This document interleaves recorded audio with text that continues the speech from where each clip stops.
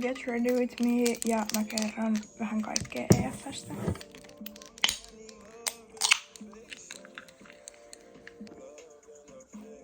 Ihan eka juttu, mikä mulla tulee mieleen EF:stä, on, että EF:llä on yli 50 vuoden kokemus kielimatkojen järjestämisestä, joten voin taata sen, että se on tosi turvallista ja luotettavaa, kun lähtee EF:n kautta. Ja mulla meni farkuille mun primeria.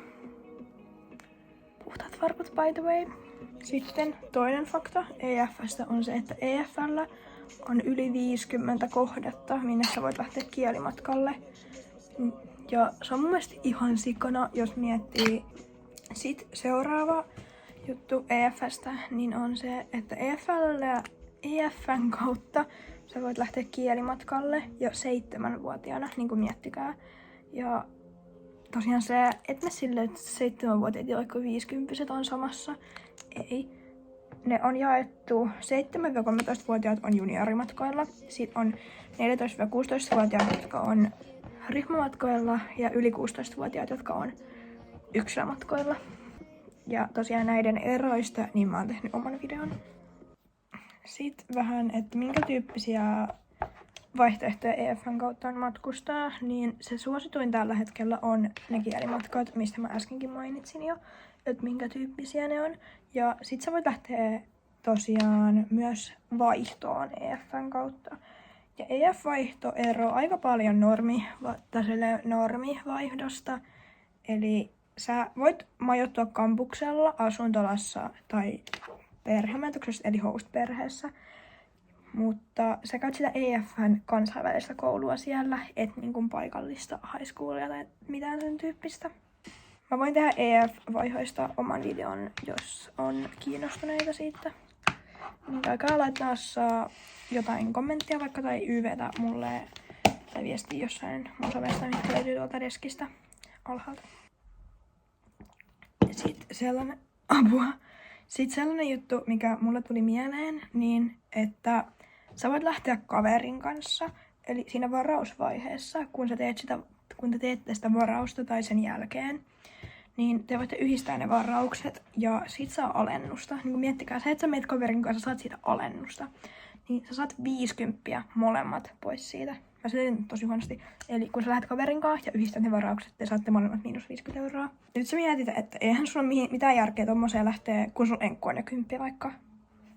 Hold up. Sä voit lähteä johonkin muuhun kuin englantia puhuvaan maahan.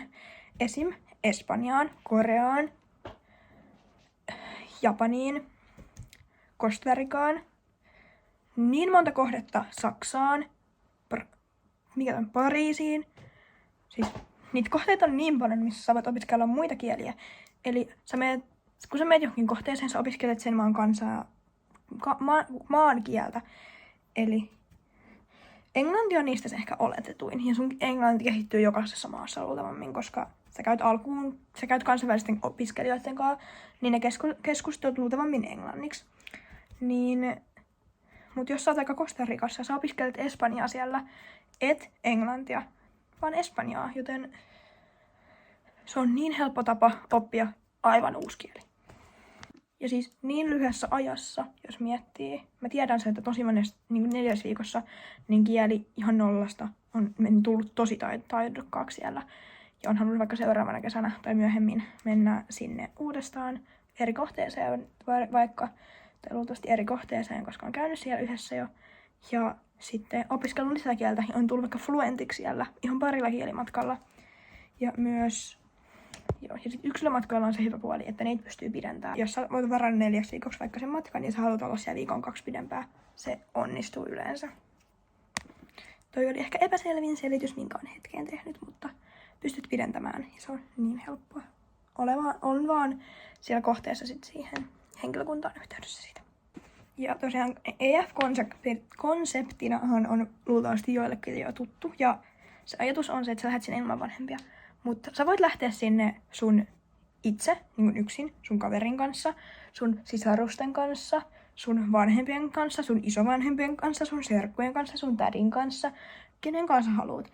Eli välttämättä sä et mene sinne yksin. Sä voit mennä vaikka sun äidin kanssa sinne. Mut se onnistui vaan silloin yksilömatkoilla, jos ne menee samaan kohteeseen samaan aikaan.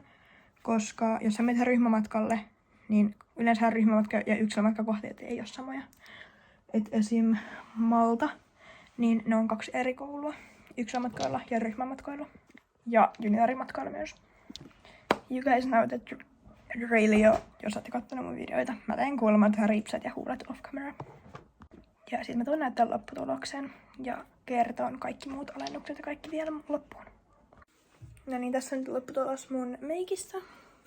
Mun toinen ripsi nyt vähän lässähti, laitoin sen liian nopeasti toisen kerroksen ripsahri, ei saanut kuivua, mutta toinen on hyvä. Mut joo, mä näytän vielä mun asun. Täältä tosiaan näyttää, eli mulla on Ginan tämmöset farkut. Sitten tämmönen on söpövyö, ei mitään hajumista, tää siis on, mä ostin tän Tinteristä ja siinä ei lukenut merkkiä. Ja sit mulla on 2000-luvun Juicy Couturen huppari. Ja joo. Mut joo.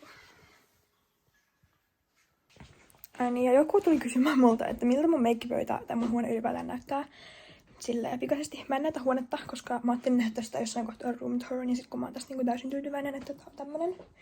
Mut mä voin näyttää, miltä mun meikkipöytä näyttää nyt niinku heti meikkauksen jälkeen. Ja siis täältä. Tuossa on niinku avaimet, milloin mä vaan tölkin väliin, missä tulee muusa meikkipeili. Mä nyt käänsin sen. Sit tölkki ja nää. Siis mun meikkipöytä on ihan sikasiisti.